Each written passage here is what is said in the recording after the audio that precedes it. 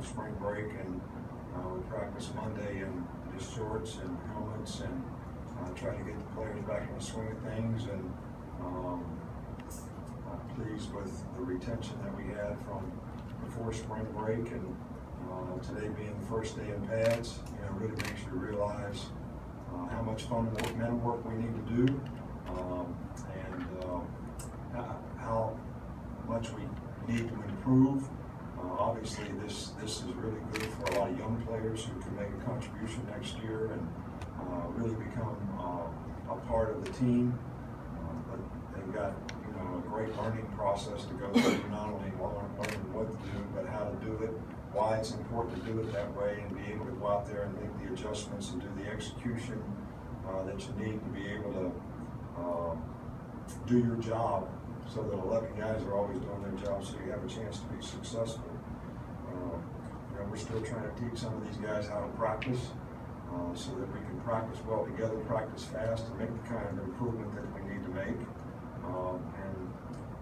Obviously the first day in pads today is going to give us a great opportunity to help some guys do that. I think that personal improvement is really important in spring practice.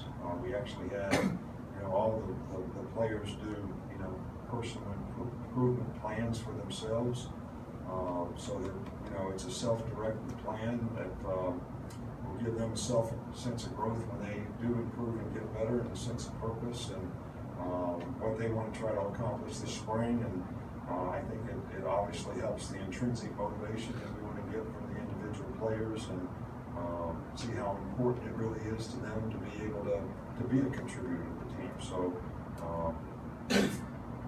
Anthony Everett, we looked at Monday and today at wide receiver, and he's a guy that has great speed, and we'd like to find a role for him on the team. And he was doing a really good job at corner, and had made a significant amount of improvement. But we do want to do experiments with guys, in the spring. This is the time to do it. So that's one of the things that we wanted to do. I think everybody knows that our clinic starts tomorrow night, which we take great pride in trying to do a fantastic job for our profession. This is the one opportunity we have here to host a lot of high school coaches and help their personal growth and development as coaches, and we try to do the best job that we can in terms of the quality of speakers that we get, and the time that our coaches invest in these next few days, so that we can help promote our profession and help these guys grow professionally. We've got some great speakers: Bill Cowher, Jason Garrett, Tom Moore, Tom Herman.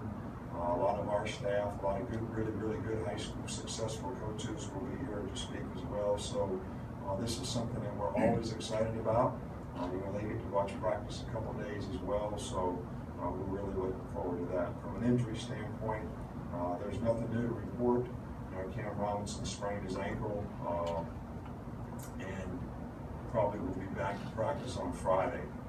We're hoping nothing serious, just a lateral sprain of his ankle. So that's really the only new thing that we have. Questions? For you, assistant coach Mel Tucker, just how is he sort of blended with the coaching staff, and also how have the players find him? Very well. Mel's a really good coach. I think it's always helpful when a guy's worked for you before. The fact that Mel was a graduate assistant for us at Michigan State and was on our staff at LSU, he knows the system, he knows a lot of the adjustments. Obviously, his experience in the NFL and some of the things that he's done since that time are things that may be good additions and adjustments for what might help us systematically. And I think he's done a really, really good job with the players, and I think the players have responded very well to him.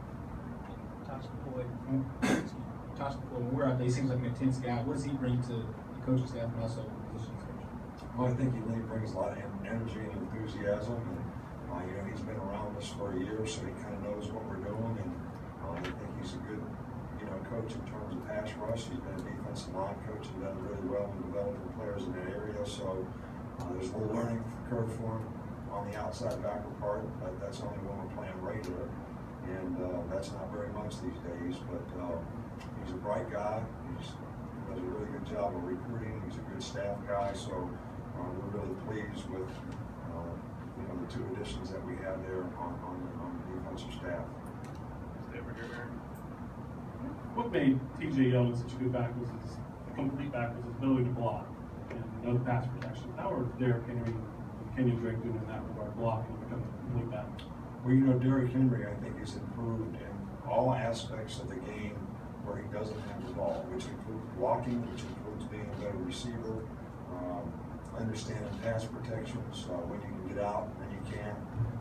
Kenyon Drake, I think, has a better understanding, not quite as big and as physical as Derrick, but I trust both those guys to be able to do a good job in that regard. And they've definitely made a lot of progress, but they also have the capabilities of making a lot of plays. So we definitely want them, on the field as much as possible. Front left, Tim. I had a Derrick question as well. You've told us it's important. It's a challenge for young people to manage their own expectations. How has Derrick done the last couple of years, and what do you see from that part of his game as well? Well, I think, I love Derrick Henry. He's one of the hardest workers on our team. He was probably, if you're going to give a most valuable player in the off-season program for just finishing and running hard, winning every race, finishing every drill, he'd have probably, got it or been in the top 3 at least.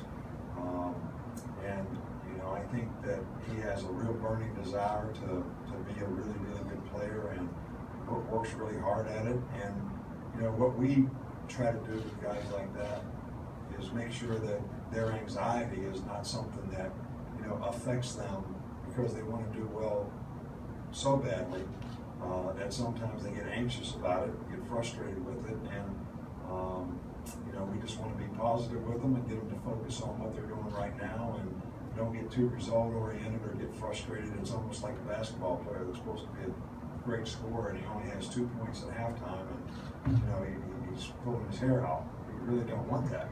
Maybe he'll score 24 in the next half. So, but you got to just focus on what you're doing right now, knowing if you do it right, you're going to have success, and don't worry about that.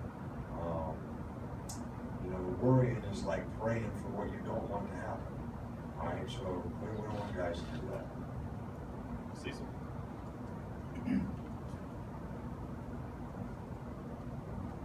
Coach, I apologize for going off topic a little bit, but you've coached at schools before with successful basketball programs, successful basketball coaches. What part of your relationships with those coaches, and how do you respond when people say, "Oh, Alabama's just a football school"? When they say what? Alabama's just a football school. Well, I don't want Alabama to be just a football school. I mean, I want to be good in football. We have high expectations for what we want to accomplish, but I really want us to be good in everything. And I've tried to be very supportive of all the other coaches here, including the basketball coaches, and have a really good relationship with Anthony Grant, and have a tremendous amount of respect for him as a person and as a coach. I really feel like we did everything we could do to help them recruit players and support the program as much as we could. I've always had really good relationships. Coach Izzo, Tom Izzo, and I are still really good friends. Probably one of my best friends. I've talked to him a couple times. We have a little family pool, so I don't want to get in any trouble thinking that I'm betting money on this NCAA tournament. But I actually had to change my bracket before the tournament started because I talked to Tom, and he said, if we can beat Georgia, I think we can beat Virginia. So I had Virginia beating them, but I picked them, so on insider information. So Kristen's going to get mad about that. So it's just a family thing with the kids and everybody, but we have fun with it every year. So I think it's important to have relationships. I think when you're good in everything, in this day and age, there's a lot of attention, whether it's women's softball, tennis, our gymnastics program here, our golf program, men and women's, basketball. Baseball. I want to be good in everything, and I've tried to be supportive in every way to help them to recruit and to support their programs. Left, Matt. And with Deshaun Hand, I keep hearing just how much he's developed physically, especially upper body wise. His growth will come along from there. From your perspective, how much do you feel like he has developed physically, and then just from a skill set standpoint, what do you feel like his main assets Well, are? you know, Deshaun Hand has, I think with these young guys, there's physical maturity that he certainly made an improvement in. He's bigger and stronger than he was a year ago, but I think it's confidence and understanding, that, you're trying to learn everything when you're a freshman. People have high expectations for you. Now he's a lot more confident in what he's supposed to do. He's playing a lot faster, reacting a lot better, and we have every confidence that he'll be a very good player for us next year, God willing. He can stay healthy and continue to practice, but he has been very good in the 3 days that we've had so far. So we're excited about his future.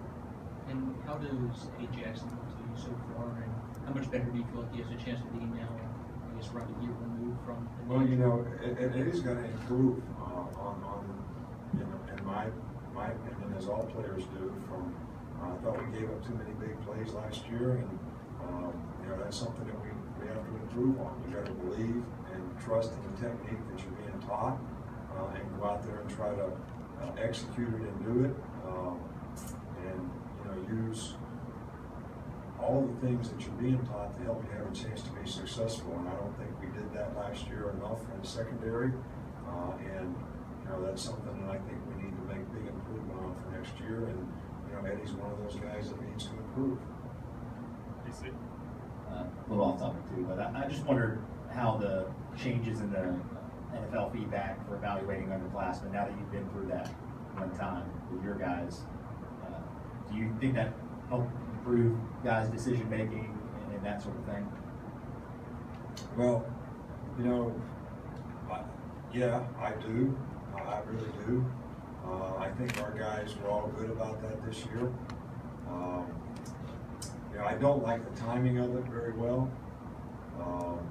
When you got to submit by December 15th, and then you get those things back about a week later.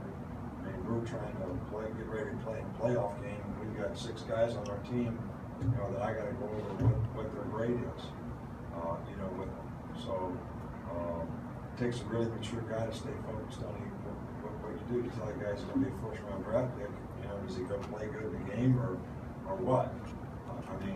I'm not disappointed in the way those guys played in the game, but I'm saying it is a huge distraction for your team.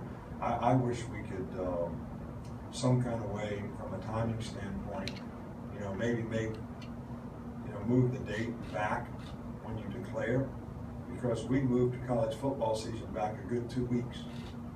If we don't play the championship game till 11th or 12th or whatever it was, you got to declare on the 15th. But I really would like to see it get to the point where a guy doesn't get his grade until he's finished playing. So if you don't go to a bowl game and you finish playing Thanksgiving, give the guy his grade. That's when he can get his grade. So that it isn't a distraction, for a guy, and there is some motivation for him to continue to play well, in terms of people are going to evaluate those games as well. So that's just my bone of contention for me. Some arguments would be, well, if guys get their grades later and decide later, how do you replace them?